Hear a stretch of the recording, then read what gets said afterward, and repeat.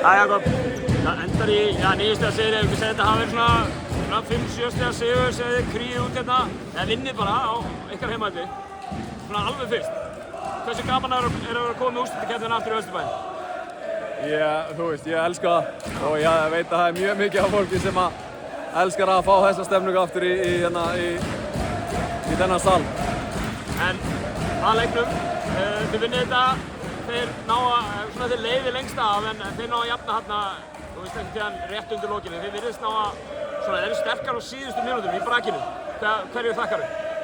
Já, þú veist, ég vil meina að við höfum lært aðeins á síðasta leik að við náðum að refókusa, náðum áttum fljótar þegar þeir voru að koma með sitt rönn og þú veist, náðum 2-3 góðum sóknum sem við vorum yfir, vissum að hverju vorum að leita þú veist, það gekk upp og svona helst það kannski.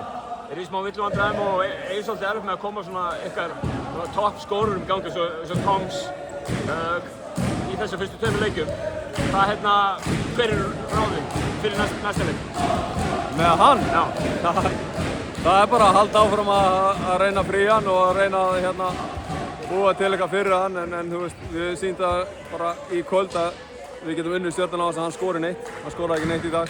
Þannig að það er margt annað sem að skiptir líka máli.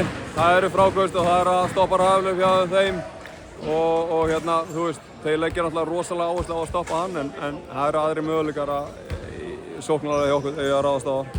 Þú sjálfur sem þjálfari og náttúrulega sem leikmann kannski lengst með þokkalegustu reynslu úr þessari úrslitakeppni. Hverju ertu svona helst að miðla til leikmanna á þessu tímapunkti keppninnar? Það er rauninni að þú veist, þetta er náttúrulega mikið andlegt, það er mikið, þú veist, að ná að finna saman fókus og orku og þú veist, að vera inn í því sem við erum að reyna að gera saman sem lið, þú veist, ekki missa sig í að alltaf vinna allt sjálfur, þú veist, samt að vera ákveðin, vera árasa gegn og taka það sem býðst og svo bara, þú veist, taka einfaldar ákvarðanir, þú veist, ég held að sé engin þörf á því að hæpa sig eitthvað gríðarlega mikið upp, þú veist, áhorfendur og stemningin í húsunum sjáum það svolítið mikið. Þannig að þetta er meira bara að, þú veist, spila leikinn og gera það sem við erum búin að gera í allan vetur. Talandi um stemningu, þið fáið að spila á föstudagskvöldi, næsta leik ykkar, leikur 3 í Þottgeverkhöllinni í Garðabæ. Spenntur fyrir því náttúrulega? Já, sjálfsög, ég er bara spenntur fyrir öllum leikjum í úrslitakeppninni.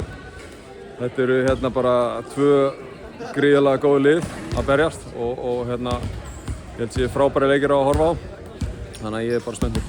Kæra þakki Jakob og gangi ykkur vel á föstudaginn. Takk fyrir það.